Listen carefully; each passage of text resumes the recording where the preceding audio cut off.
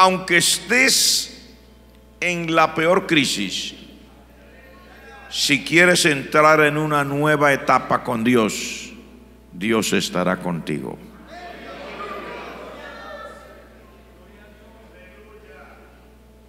Aunque estés en la peor crisis, si quieres entrar en una nueva etapa con Dios, Dios estará contigo. Esta parte de la escritura que hemos leído es una parte clásica. Muchos hemos oído y aún habremos predicado de este pasaje. Siempre nos hemos enfocado en la gran victoria que Dios le dio ese día al pueblo de Israel. Hoy quiero hacer el enfoque de una manera diferente. Quiero mirar el trasfondo histórico de lo que estaba aconteciendo y realmente lo que llevó a esta batalla en los días de Samuel. Porque no hay cosas que sucedan sencillamente porque sí. Todo tiene una causa. Y aquí se da una batalla en medio de una situación de nervios, porque hay nervios de parte del pueblo de Israel. Hay un hombre que se levanta para guiar al pueblo, es este profeta que aparece como el personaje central. Pero detrás de esto hay toda una historia que cuando uno la examina con cuidado, le permite entender mejor lo que significa la mano de Dios, el poder de Dios, que salga a relucir en una nueva etapa de la vida de alguien cuando se encuentra en medio de las peores crisis. Aunque nosotros le tenemos miedo a las crisis y a los problemas, ninguno anda por allí buscando crisis ni problemas. Siempre hemos dicho, con las que hay o con lo que hay ya es suficiente. Sin embargo, yo quiero siempre recalcar que los peores momentos de la vida del ser humano o de la vida de cualquier nación o de cualquier iglesia, de un individuo, llámese una persona que no está acostumbrado a ser persona de iglesia y que no ha entregado su corazón al Señor, o de una persona que dice ser creyente y que ya está viviendo una vida dentro de lo que conocemos como la vida cristiana. Sin embargo, las crisis que se presenten serán siempre oportunidades de Dios para las personas. Notaremos cómo las crisis comienzan a desmoronar la moral de las personas. Cuando las crisis están en su curso normal, comenzamos a ver resultados adversos y a veces se agravan hasta el punto en que llegan, como decimos nosotros, a tocar fondo, donde parece que no hay solución. Y eso es lo que pasó con esta nación, Israel y Samuel. El día que ellos quisieron comenzar una nueva etapa, había detrás de ellos toda una historia. El libro de Samuel relata dos cosas importantes. El libro de Primera de Samuel relata la última parte que Israel fue gobernada por un juez, y relata la primera vez que hay un rey como tal sobre Israel. Eso es básicamente lo que dice aquí la escritura. Si usted quiere saber, si yo quiero saber el trasfondo histórico de todo lo que aquí sucede, tenemos que ir necesariamente al libro de los jueces, porque Samuel, de acuerdo a la escritura, es el último juez de Israel. En el libro de los Hechos de los Apóstoles, se nos dice por allá en el capítulo 13, si no me equivoco, cuando el apóstol Pablo está predicando en uno de sus viajes misioneros, dice: Dios les dio profetas por 400, perdón, les dio jueces por 450 años hasta Samuel. O sea que cuando Samuel entrega su parte, se habían cumplido 450 años en que la nación había estado gobernada por jueces.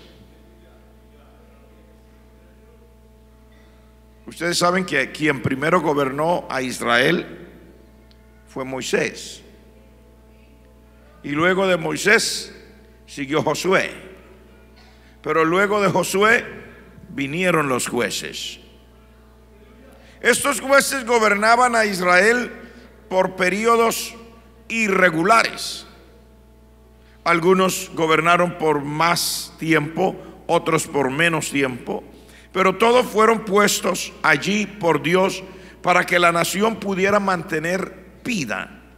Digamos que la historia de los jueces relata la lucha de Israel por mantenerse como nación, por crear una identidad. No se olvide que Israel salió de Egipto no como una nación, salieron como un pueblo de esclavos.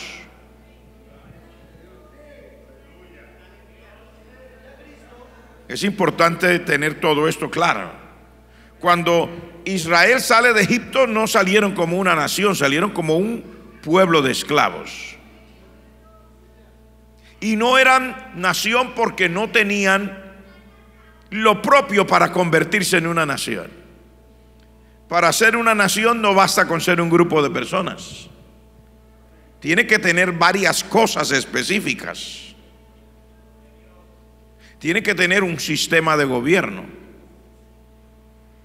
O sea, se tiene que crear el Estado. Tiene que haber ramas. ¿Cuáles son los tres poderes principales que tenemos dentro de la constitución de nuestro país? La rama ejecutiva, la rama legislativa y la rama judicial. O sea, la ejecutiva, quien ejecuta las leyes; legislativa, quien hace las leyes; judicial, quien juzga de acuerdo a esas leyes para saber si se cumplieron o no se cumplieron. Son tres ramas principales. Para poder ser una nación hay que tener una base, una estructura que Israel no tenía cuando salieron de Egipto. Ahora, cuando ya muere Moisés, sigue Josué, ya Dios a través de Moisés les había dejado un orden. Se había creado un ejército. El primer general del ejército de Israel, aunque usted no lo haya visto así, fue Josué. O sea que se crearon unas fuerzas armadas. Había un poder legislativo porque Dios había dado leyes. No las había dado Moisés, las había dado Dios.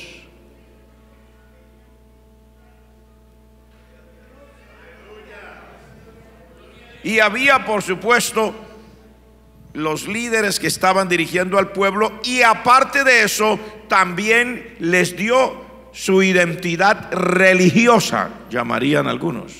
¿Por qué? Ellos venían de habitar en medio de una nación politeísta, o sea que tenían muchos dioses.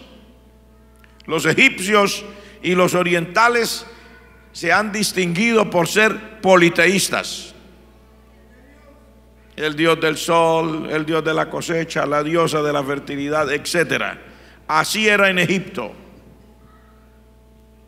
Pero ellos, Dios les da también un sistema nuevo, porque ellos ahora se convierten en el pueblo de Dios.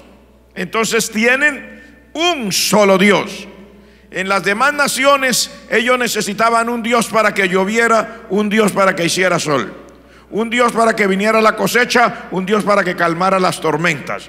Pero Dios se reveló o se mostró a ellos como es el Dios todopoderoso, que Él mismo hace salir el sol, Él mismo hace llover por su palabra, Él mismo controla las cosechas. O sea, nuestro Dios es todopoderoso. Lógico, al ellos ser organizados como nación, que están ahora en contra de todo el sistema establecido de las demás naciones vecinas.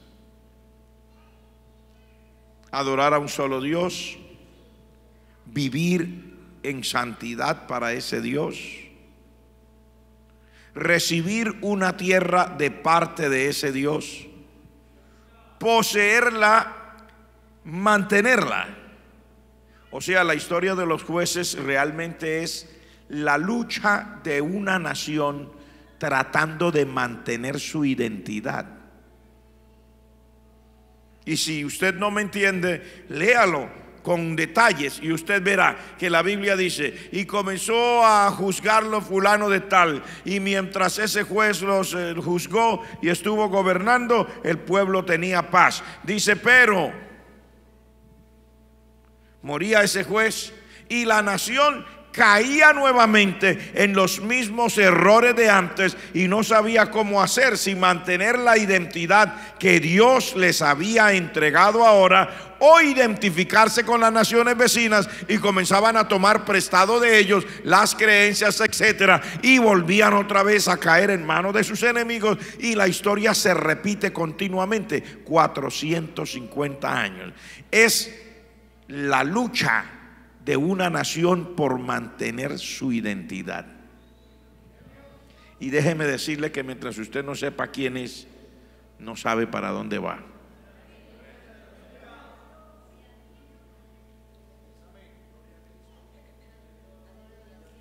Se lo digo de nuevo: muchos se sientan en las sillas de las iglesias sin tener clara su verdadera identidad,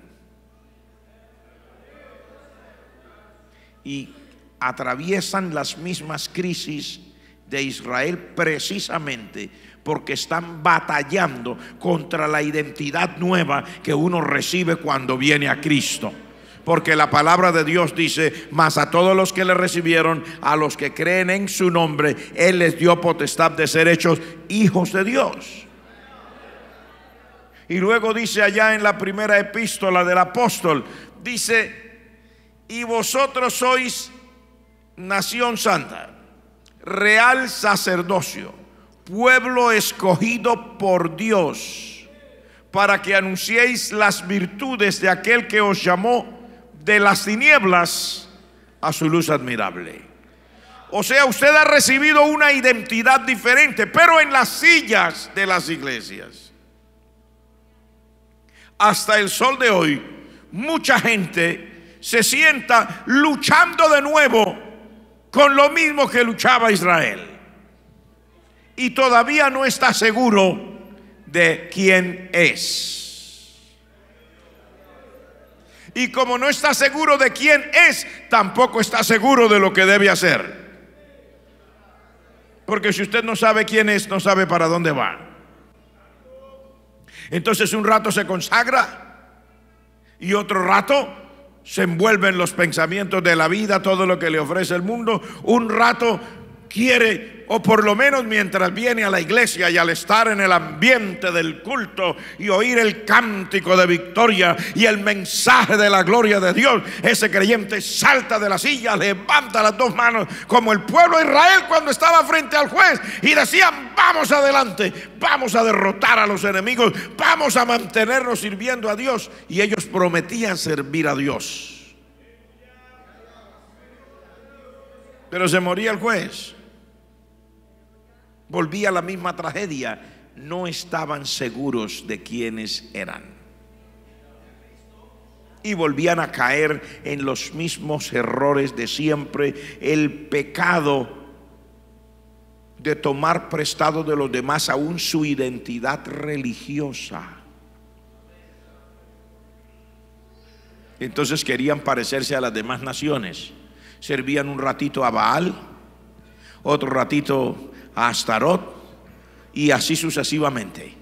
Y luego se acordaban, no, pero el que nos llamó fue Jehová, Dios de Abraham, de Isaac y de Jacob. Y volvían a convertirse a Dios. Y era una continua lucha, batalla por mantener su identidad.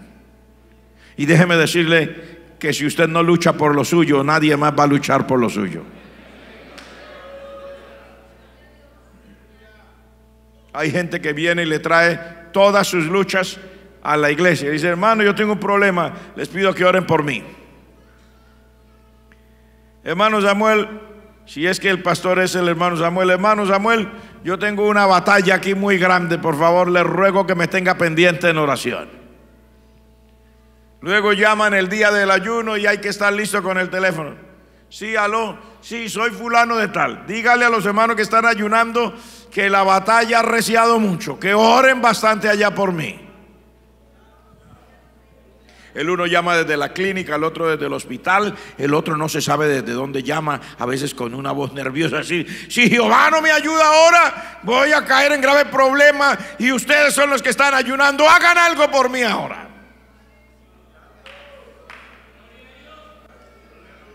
Si usted no lucha por lo suyo, nadie luchará por usted. Esto no se trata de que otro pelee mis batallas. Esto no se trata de que otro vaya a interceder por mí. Esto no se trata de que otro estudie la palabra por mí. Esto no se trata de oír el culto por internet, de verlo a través de las redes sociales. Esto se trata de una comunión profunda y cercana con aquel Dios que es el que puede resolver mis problemas, el Dios que se ha convertido en mi Padre, el que se ha convertido en mi Señor, porque la palabra de Dios dice que si queremos ser salvos hay una sola manera: si confesares que Dios es el Señor, que Jesucristo es el Señor. Y eso no es solamente decir Jesucristo es el Señor.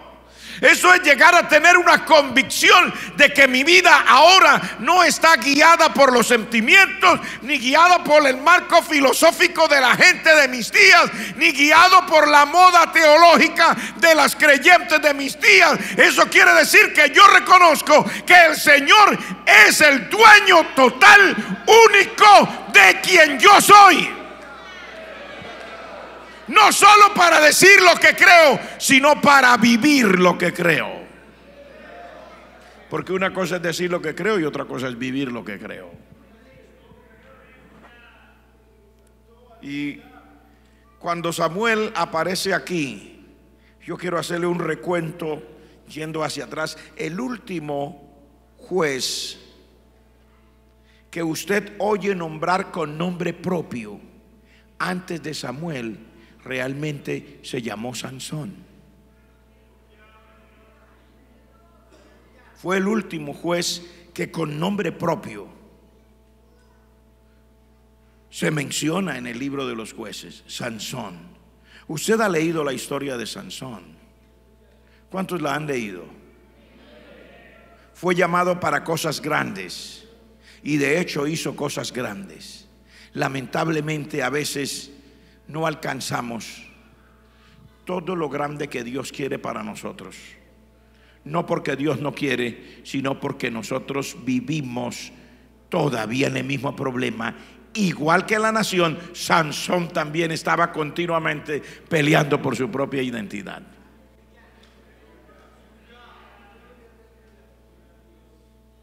No sé si usted me entiende lo que le quiero decir. Estaba peleando por saber y por su propia identidad, porque él sabía, escúcheme esto, él sabía algo que le había contado su madre y su padre. Se lo dijeron mientras él comenzó a crecer, le dijeron: tú eres nazareo.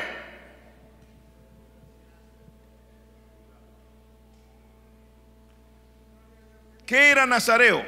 Un hombre que era dedicado para Dios.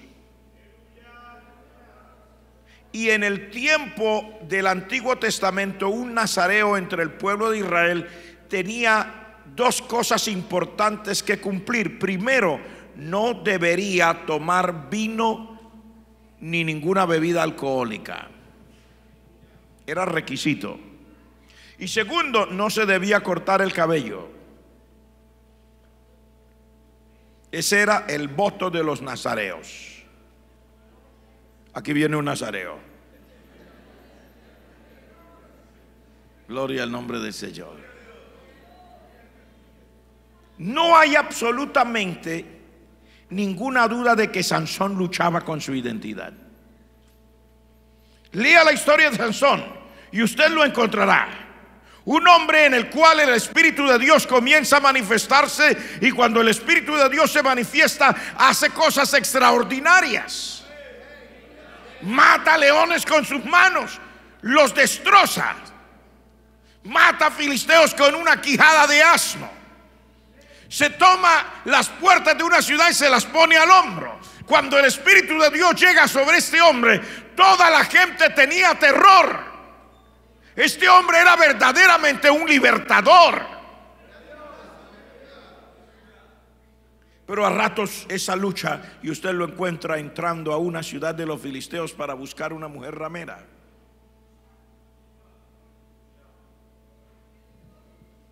Siempre luchó con este asunto de los filisteos, aunque eran sus enemigos, y él sabía y había tenido que pelear contra ellos innumerables ocasiones. Siempre terminaba allá. Y de hecho su vida terminó entre los filisteos. Su ministerio fue cortado antes de tiempo entre los filisteos. Y cuando murió, no murió en su tierra. Póngale atención a lo que le estoy diciendo, porque cuando usted no conoce quién es, cuando usted no tiene clara su identidad como hijo de Dios, como creyente, como persona que se debe a aquel que lo formó desde antes que usted estuviera en el vientre de su madre, y que Dios lo llamó, usted no sabe quién es, usted siempre luchará y corre el riesgo que corrió Sansón. Vivió su vida luchando con su identidad como persona. En Israel, cuando estaba en su tierra, en los campamentos de Sora y Estaol, en la tribu de Dan, este hombre era un instrumento en las manos de Dios. Usted lo encuentra ejerciendo con poder esa parte que Dios le había encomendado. Pero usted lo encuentra a cada rato en el transcurso de su vida, que este hombre descendía a Tibnat, que este hombre iba a Gaza y se entraba en la tierra de sus enemigos para vivir como sus enemigos, para fornicar como fornicaban sus enemigos, para ir tras las mujeres de sus enemigos.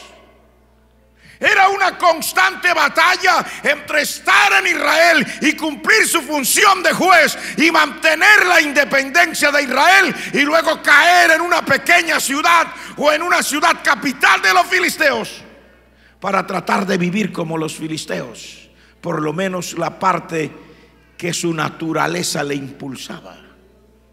Y de hecho usted encuentra a Sansón terminando sus días, su ministerio cortado antes de tiempo entre los filisteos, y termina sus días, muere no en su tierra, donde debería haber terminado, porque era un juez de Israel. Y si era un juez de Israel, se supone que muriera en Israel, en la tierra de Israel, pero él no murió entre su pueblo. ¿Está usted aquí conmigo? Quiero saber cuántos están siguiendo con atención lo que le estoy diciendo. Él no termina como debe terminar. Su identidad estaba continuamente en juego psicológicamente. Este hombre estaba inestable, emocionalmente inestable. No sabía quién era. Y como no sabía quién era, no se comportaba a la altura de quién era. Y eso es lo que le pasa a muchos que se sientan en las sillas de las iglesias. Luchan con su identidad. En cualquier momento, en unas fiestas de fin de año, usted encontrará a muchos sentados el día que dice: yo quiero terminar el año en la casa de Dios y quiero comenzarlo en la casa de Dios. Pero usted lo verá. De aquí un ratito sonarán los fuegos artificiales y ellos estarán mirando el reloj y diciendo rápido: pastor, ¿por qué no acaba? Ya se acabó el año, tengo que correr, tengo que ir para mi casa, me espera mi abuela, me espera mi abuelo, me espera mi tía, me espera mi primo, me espera mi prima, tengo que ir a dar el beso, tengo que ir a una cantidad de cosas, tengo que comerme un pernil de pavo, no sé cuántas cosas. Porque batalla entre lo uno y lo otro. No está claro qué es lo que quiere, si quiere estar aquí o quiere estar allá. Pero como necesita estar aquí, viene aquí. Pero como quiere estar allá, también su corazón está allá. Y es una batalla continua, no solamente el día del fin del año.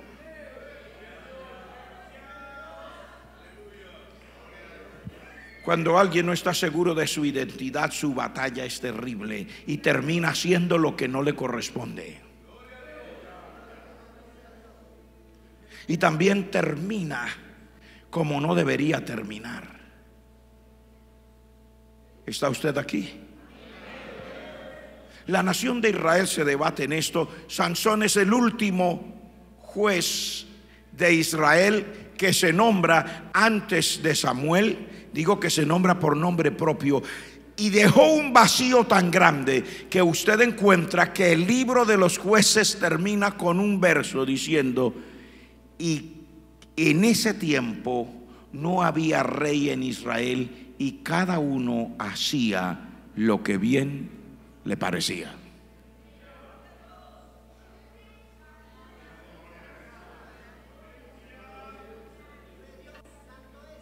La crisis de la nación, en todo sentido, llega al punto en que la nación cayó en la anarquía. Porque el ejemplo del último juez que se nombra era el de un hombre que no sabe quién es. El último juez que se nombra por nombre propio en el libro de los jueces muere en la tierra de los filisteos, ciego, siendo burlado por sus enemigos. Muere porque una simple mujer ramera,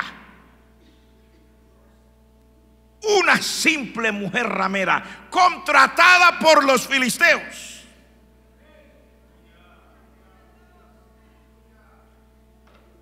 le cortó su ministerio y los próximos años de futuro que hubiera tenido con Dios si se hubiera mantenido como él debería haber sido. Él era un nazareo, él era un hombre dedicado para Dios. Él no era, a los ojos de Dios, él no era un fornicario ni un adúltero que tenía que haber muerto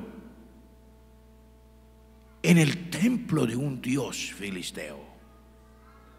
Qué lugar más triste para morir.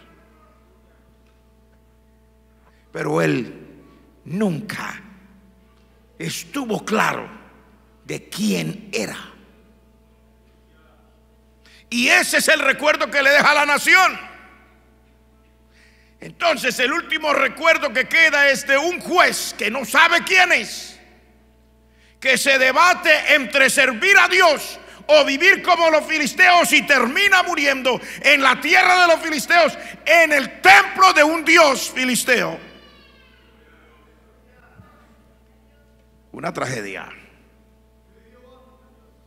Entonces la historia que sigue en el libro de los Jueces es la de una nación que cayó en la anarquía, que no tenía quien lo gobernara. Y dice exactamente eso: cada uno hacía lo que bien le parecía.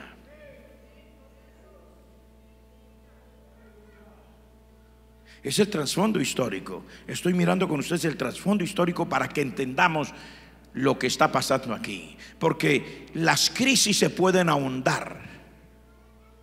Luego el primer libro de Samuel comienza hablando de la historia de cómo nace este muchacho, Samuel. Nace porque una madre, en medio de todas las crisis que habían en la nación, una madre que es estéril y que es también pisoteada en su amor propio por una mujer rival, se ve en la encrucijada y ora y le dice a Dios: si me das un hijo varón, yo te lo dedicaré a ti. Todos los días que viva será para ti. Y Dios le oyó. Porque déjeme decirle que puede estar el mundo al revés, que puede estar la situación desesperante. Si usted lee los últimos capítulos del libro de los Jueces, eso no tiene nombre, hermanos. No tiene nombre. Yo no voy a referir todo porque se nos iría el tiempo solamente mencionando esto, pero no tiene nombre. La situación moral y religiosa de la nación había caído en una desgracia total. Pero déjeme decirle que en medio de la peor desgracia moral, espiritual, en medio de la peor anarquía, cuando usted crea que el mundo está sin control, todavía hay un Dios en el cielo. Y si alguien se atreve a creer que ese Dios que está en el cielo es su Dios y le clama y le dice: Señor, yo creo en ti, a pesar de toda la tragedia que sucede a mi alrededor, ese Dios sigue siendo Dios. La anarquía es aquí abajo. La anarquía no es allá con él.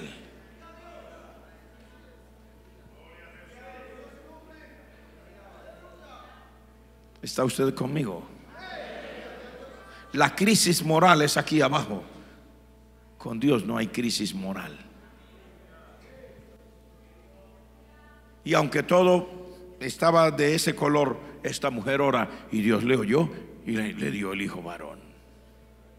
Nace este muchacho y usted sabe la historia. Ahora viene lo que a este muchacho le queda en la cabeza, porque déjeme decirle que tiene mucho que ver lo que pase a su alrededor. Porque lo que pase alrededor suyo lo afecta para bien o para mal. Y también es un mensaje para nosotros, porque nuestra manera de vivir, para bien o para mal, afectará a los demás. Así que mejor aprenda quién es, esté seguro de quién es, sepa a dónde pertenece, sepa a qué le llamó el Señor, sepa cuál es su verdadero destino de parte de Dios en esta vida, para que usted pueda actuar de tal manera que la forma como usted afecte a los demás sea positiva y no negativa. Porque a Samuel le rodeó unas circunstancias tremendas. Este muchacho crece en la casa de Dios. Y el capítulo 3 dice qué era lo que pasaba, pero en el capítulo 2 habla de la situación de los hijos de Elí, que era el líder. No lo menciona como juez, pero era el único líder que tenía la nación en ese momento de anarquía. Era un sacerdote anciano que no tenía el carácter suficiente ni siquiera para mantener el sacerdocio andando bien. Eso es lo que dice la Escritura. Y eso es lo que Samuel, que está creciendo en la casa de Dios, recibe de afuera.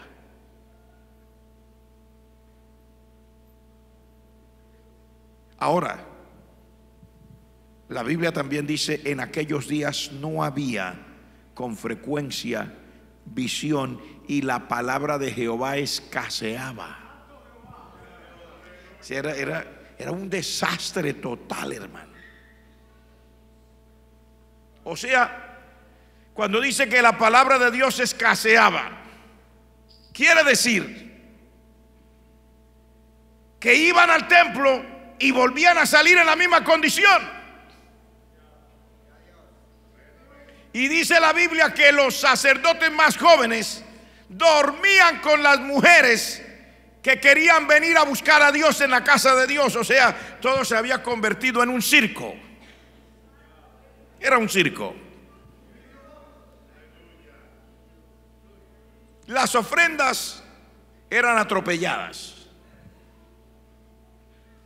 La inmoralidad sexual era rampante. O sea, no había nada que hacer. Y en ese ambiente es que este muchacho comienza a crecer. Y dice la palabra, dice así: y antes que la lámpara de Dios fuera apagada, Dios llamó a Samuel.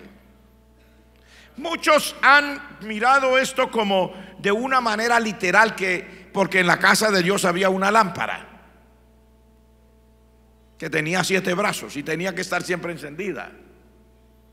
Y muchos la han mirado de manera literal, pero déjeme interpretárselo ahora de manera espiritual. Cuando dice antes que la lámpara de Dios fuese apagada, también se está refiriendo a que antes que literalmente se extinguiera todo y ya no hubiera remedio, entonces Dios llamó a Samuel. Porque aunque parezca que todo está terminado, Dios siempre tiene un recurso a la mano. Porque Dios nunca se ha quedado sin recursos. ¿Está usted aquí conmigo? Y Dios lo llama, pero el muchacho no conocía a Dios, dice la palabra. Si toda esa era una tragedia. Él no conocía a Dios, dice, él no conocía a Jehová y la palabra de Dios no le había sido revelada. Claro, como él crece en ese ambiente, pues él tampoco, o sea, la situación era terrible. Es como decir que usted asiste a una iglesia donde el mensaje es pura superación personal, chistes para entretener a la gente y cosas así. Pues, ¿qué se puede esperar de usted? Pues cuando Dios le habló, él no sabía, no conocía a Dios, dice la Escritura, no lo conocía. Pero él amaba a Dios aunque no lo conocía. ¿Y por qué uno sabe? Porque cuando Dios lo llamó y él no conocía la voz de Dios, se levantó rapidito y fue donde el sacerdote, que ya era un anciano, muy anciano, que se había olvidado de todo, ya estaba tratando de terminar sus días. Y le preguntó, ¿me llamaste? No, yo no te he llamado. Vuelve y acuéstate. Ni siquiera el sacerdote se daba por entendido. Ni siquiera el sacerdote esperaba que ya Dios en ese tiempo le hablara a nadie. Por eso mandó que el muchacho se acostara otra vez. La segunda vez el muchacho vuelve y el hombre le dice, no, es que yo no te he llamado. Y el sacerdote no cae en cuenta, porque se habían acostumbrado tanto a vivir esa vida de miseria espiritual, que ni siquiera le cruzaba por el pensamiento al sacerdote que Dios pudiera tratar con alguien en esos días. Mire hasta dónde puede caer una persona que entra en una crisis espiritual. Pero en la tercera vez el muchacho vuelve y le dice, no, yo creo que tú me llamaste, porque yo a cada rato te digo que me llama, yo no estoy loco. Yo vino la primera y me dijiste que no, vengo la segunda y me dice que no, pero me volviste a llamar. Entonces cuando ya el muchacho le dice seriamente, pero es que yo estoy oyendo que me llamas. Entonces de alguna manera el sacerdote se acordó, ay, de pronto es que Dios está llamando a este muchacho. Qué cosa tan terrible. En la tercera vez, Qué cosa tan terrible para nosotros analizarlo, pero qué cosa tan buena para este muchacho, que le quedara en la parte de atrás del cerebro un pequeño recuerdo a ese sacerdote anciano de que Dios no está muerto, que Dios está vivo.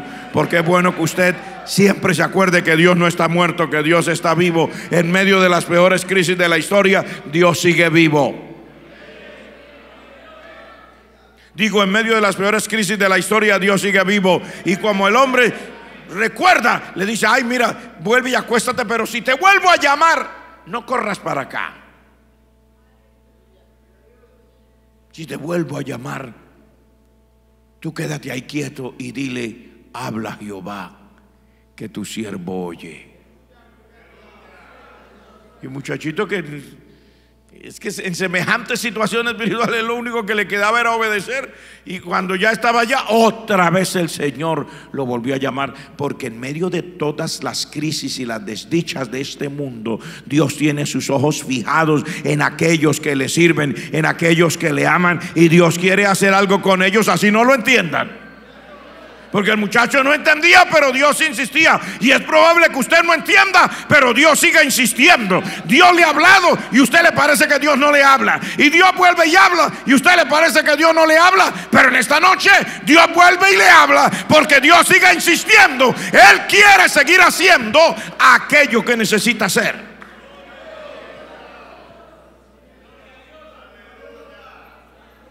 Es probable que usted haya dejado de orar. Es probable que usted haya dejado de estudiar la palabra. Es probable que usted haya dicho: no, yo no tengo absolutamente nada que hacer en esto. Es muy probable que usted haya sentido que ni siquiera vale la pena todo el tiempo que ha invertido en el camino del Señor. Le puede haber pasado todo lo que quiera y pueden venir los pensamientos que quiera. Sin embargo, Dios está insistiendo otra vez en esta noche, llamándole y diciéndole: venga, hijo mío, que yo todavía tengo algo que hacer con usted. Yo no me he muerto. Porque Dios no se ha muerto. Usted se puede haber muerto, porque para uno estar así tiene que estar muerto. Para uno no poder orar ya por un mes, por 2 meses, para uno no querer la palabra, tiene que estar muerto. Pero Dios llama y dice: levántate tú que duermes, levántate de los muertos, para que te alumbre Cristo, dice la palabra del Señor. ¿Cuántos creen que el Señor está dispuesto a todavía hacer algo especial con usted? Levántate, dice el Señor, levántate. Dios le habla al muchacho y la gente se da cuenta que Dios tiene un plan. Todavía queda alguien. Y dice: todo el mundo se dio cuenta en Israel que este muchacho era un profeta, que Dios le hablaba. Pero en este momento, porque yo me estoy enfocando en este capítulo 7, hay unas verdades terribles. Porque la escritura dice: cuando ya este muchacho creció, el último recuerdo que le queda a este muchacho ya hecho un hombre es que su líder se murió. Hubo una guerra fatal para Israel. Los filisteos vinieron contra Israel, y en la batalla que hubo, los filisteos no solamente vencieron a Israel, sino que la Biblia dice: se robaron el arca de Jehová. Ese día fue un golpe mortal para las emociones y la parte psicológica del pueblo, porque en un solo día perdieron la batalla. Oiga todo lo que pasó en un solo día. En un solo día perdieron una batalla contra los filisteos. En un solo día se murió el líder que tenían, que era un sacerdote que no debería ser llamado líder, pero era el único que tenían. Se murió. Se mueren los 2 hijos del líder. Se roban el arca de Jehová. O sea, fue el día en que se acabó el mundo, dirían algunos. Y si usted lee este capítulo 7, en los primeros versos, dice una de las verdades más trágicas que uno puede imaginarse. Dice Vinieron los de Kiriat Jearim y llevaron el arca de Jehová y la pusieron en casa de Abinadab, situada en el collado, y santificaron a Eleazar su hijo para que guardase el arca de Jehová. Y dice: desde el día que llegó el arca a Kiriat Jearim, pasaron muchos días, 20 años, oiga eso, y toda la casa de Israel lamentaba en pos de Jehová.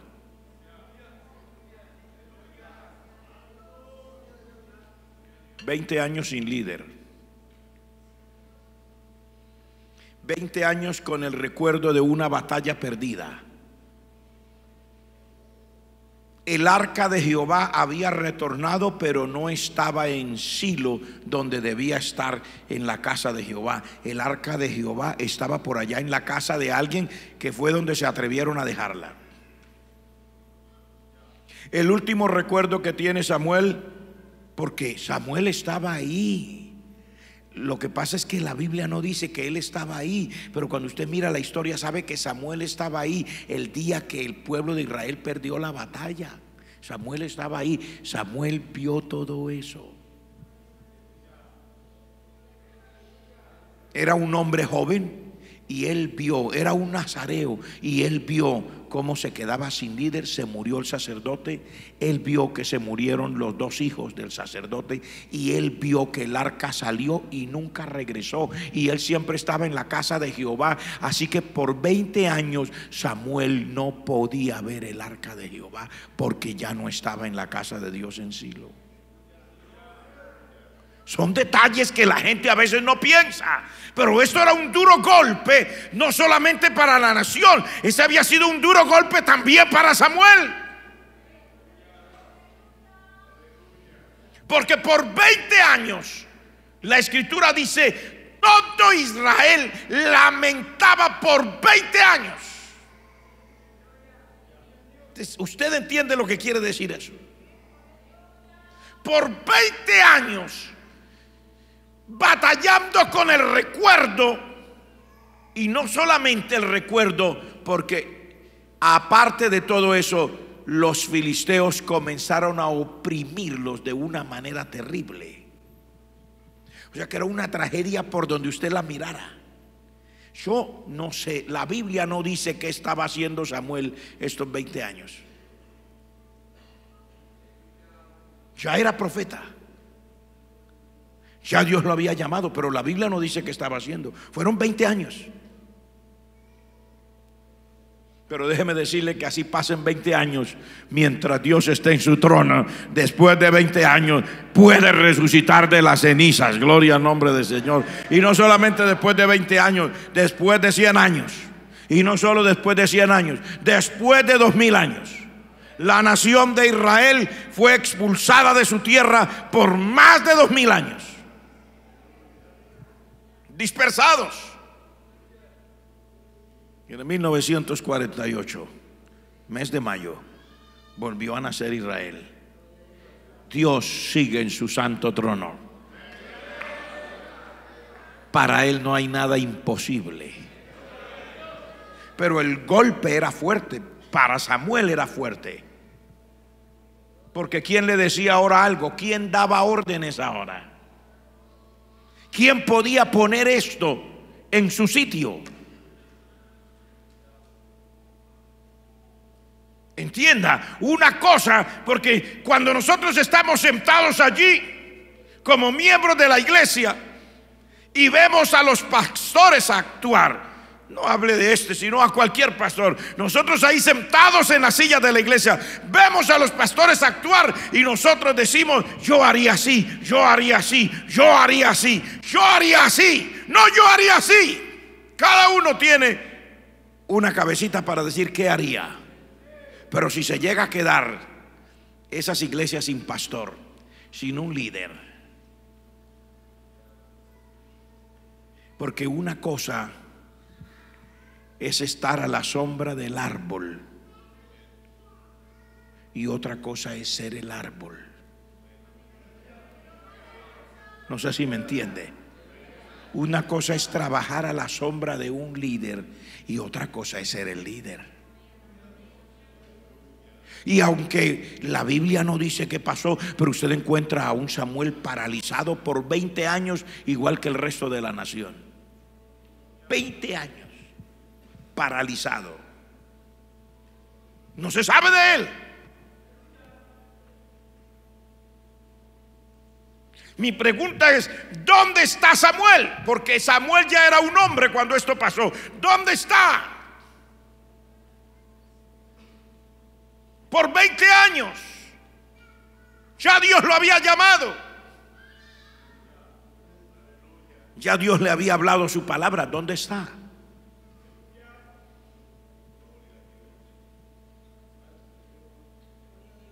¿Qué le ha pasado a Samuel? Pero no nos preguntemos solo qué le ha pasado a Samuel. ¿Qué le ha pasado al resto del pueblo? Es un golpe muy terrible. Estar en una situación de total abandono, oprimido por los enemigos y sin un líder visible. Sin alguien que tome la posición.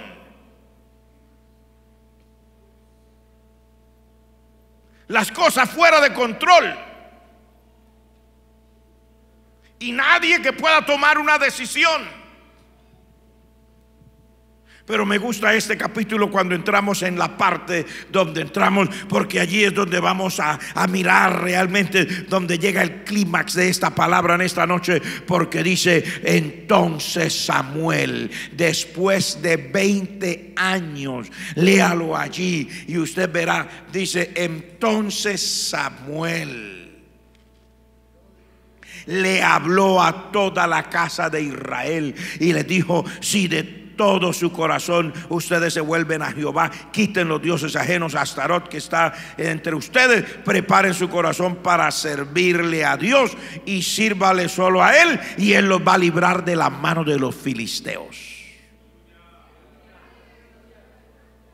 Oiga, tiene que haber un momento, y ese momento es el momento cuando Dios trabaja en el corazón del pueblo. Y cuando Dios trabaja en el corazón de alguien, algo tiene que suceder.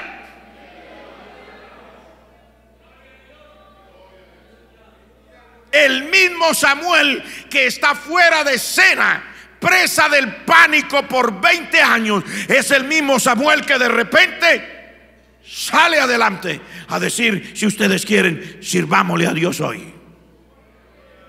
Lo mismo pasó entre los discípulos. El mismo Pedro, que ha negado al Señor y que dice: yo mejor me voy a pescar porque no sirvo para esto, es el mismo Pedro que sale adelante en el día de Pentecostés y dice: varones hermanos, casa de Israel, sea notorio a todos vosotros.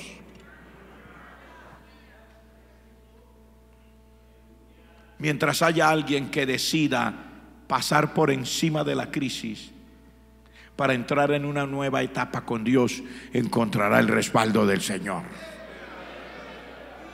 Y le estoy hablando esto porque está para acabarse un año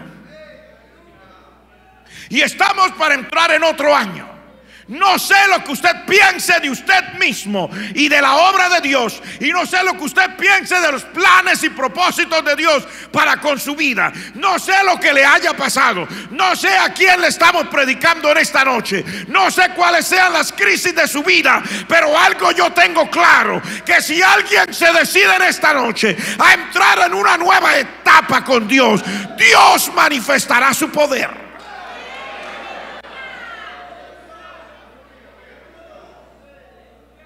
El mismo hombre que estaba presa de pánico se levanta en este momento y dice: si quieren, arreglemos esto con Dios y verá que Dios nos libra.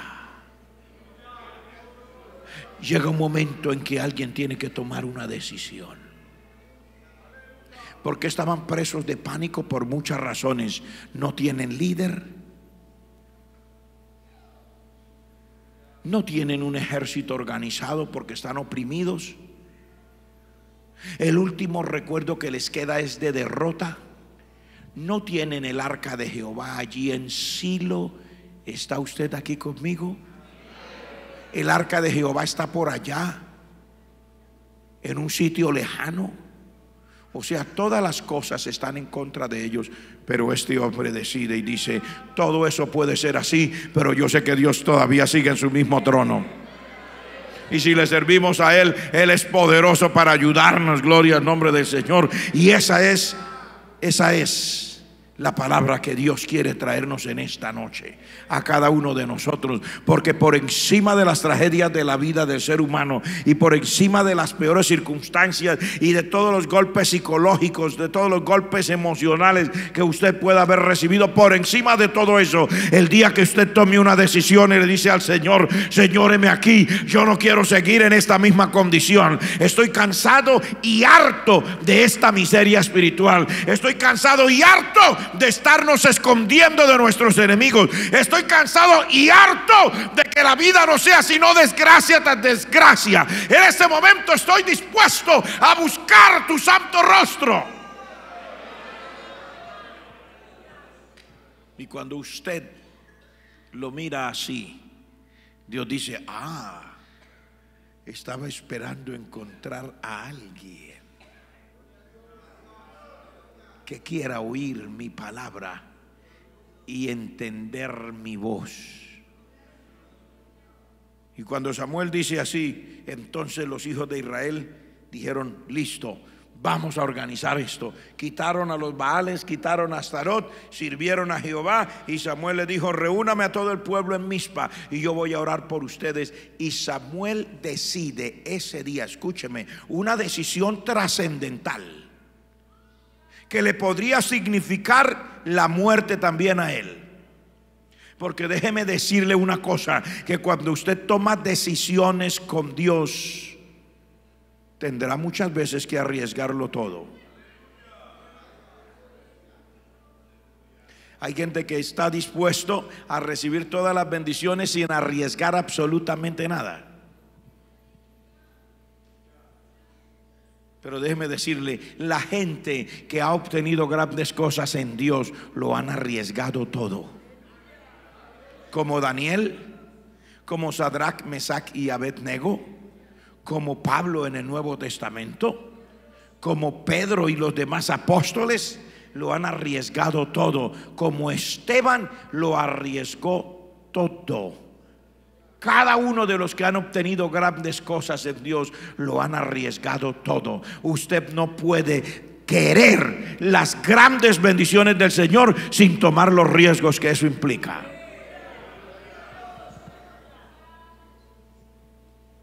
Por eso, para esto se necesita carácter, señores.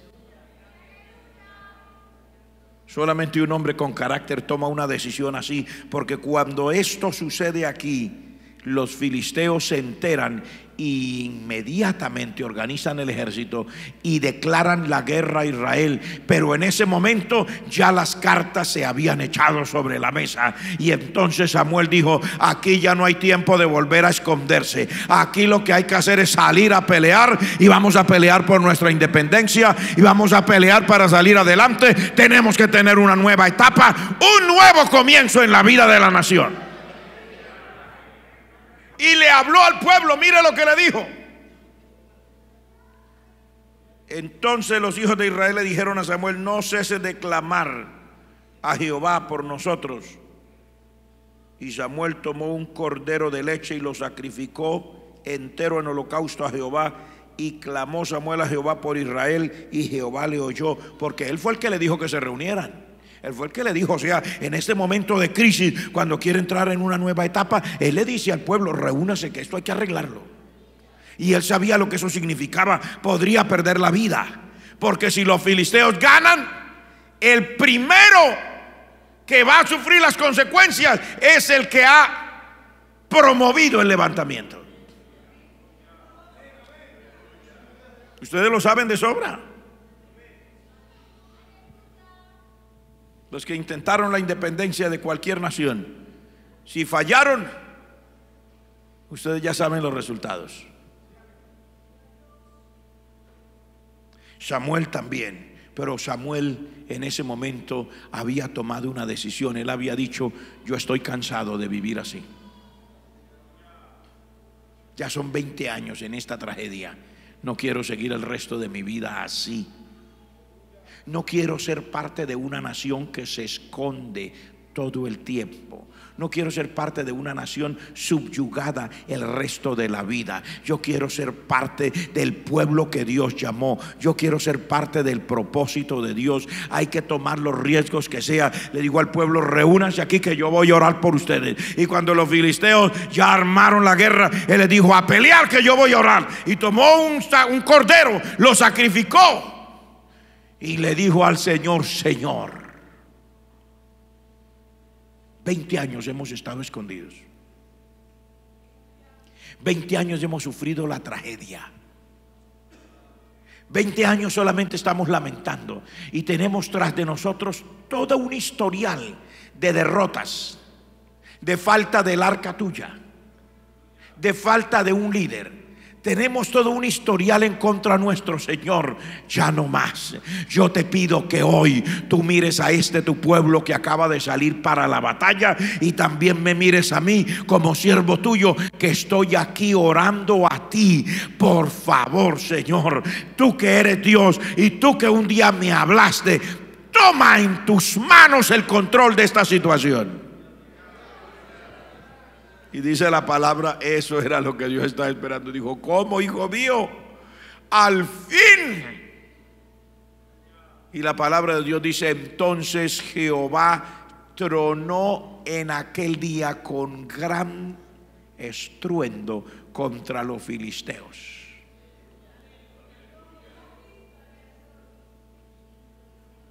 Oiga, qué fácil es para el Señor resolver los problemas. Uno se imaginaría que va a mandar otro ejército. No, Señor, Él dijo: solamente con un trueno, ¡bum! Y los soldados que iban allí para pelear, los rayos y las centellas, y ellos iban con la ley sobre, y el capitán: ¡somos soldados! ¡No! Y el capitán: un momentico, perdón, soldado, vamos a pelear. ¡Bum! La palabra de Dios dice que no solamente truenos, dice que también cayeron grandes piedras, o sea, granizo.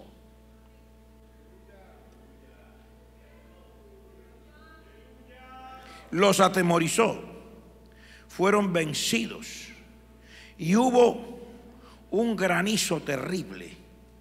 Y la palabra del Señor dice: los siguieron y los hirieron hasta abajo de Betcar. Y tomó luego Samuel una piedra y la puso entre Mizpa y Sen, y le puso por nombre Ebenezer, diciendo: hasta aquí nos ayudó Jehová. El día que alguien toma decisiones de entrar en una nueva etapa con Dios, puede decir: ahora sí Jehová nos va a ayudar. Usted no puede esperar que Dios le ayude mientras usted no haga la parte que le corresponde.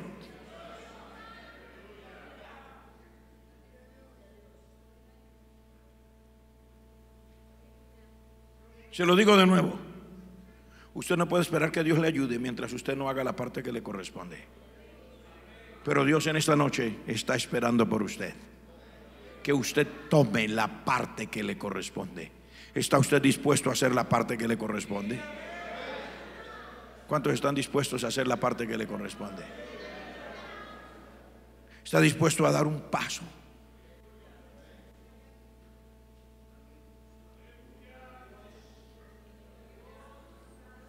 ¿Está dispuesto a olvidarse de quién es usted y a recordar quién es Dios? Porque para dar pasos de fe hay que olvidarse de quién es uno, en términos de que nosotros nos sentimos débiles, olvidarnos de nuestra pequeñez. Y por lo general uno se mira a uno mismo y uno se imagina, usted, ¿cómo era Elías? Usted se lo imagina un hombre así, fuerte. Usted se imagina, bueno, dicen que era así, dicen que era así, que era como morenito, que mucho al sol, que andaba por el desierto, que se vestía con un vestido así raro, tenía un estilo como fuerte, hablaba con una voz grosotota. Y yo tengo una voz delgaditita, yo soy bajito, yo soy gordo, yo soy calvo, y cada uno tiene. Yo no creo que siempre comenzamos a compararnos según nuestros ideales y a pensar, pero déjeme decirle que a Dios no le importa si usted tiene la voz delgadita o gruesa.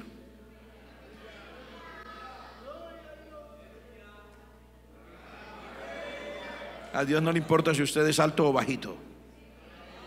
A Dios no le importa si usted es bien delgado o es una persona gruesa. A Dios le importa lo que usted pueda creer. Si usted puede creerle a Él, Él dice en su palabra: al que cree todas las cosas le son posibles. Pero yo quiero terminar diciéndole, ¿está usted aquí conmigo?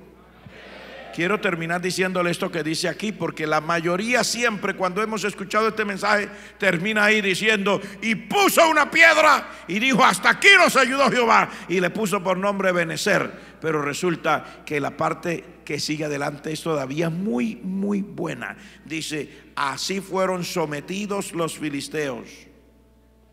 Oiga esto, cambió, porque es donde viene lo bueno, es en el próximo verso. Dice: y no volvieron a entrar más en el territorio de Israel.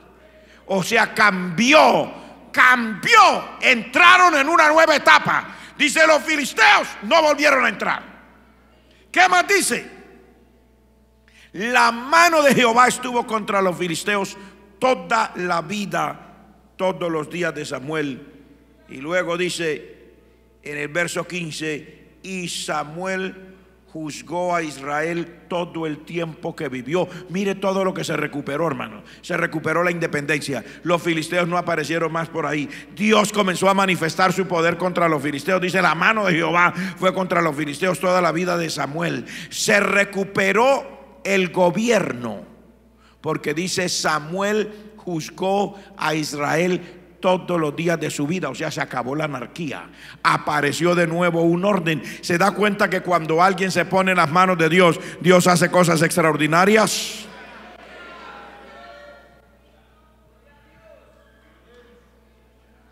Aunque estés en medio de las crisis,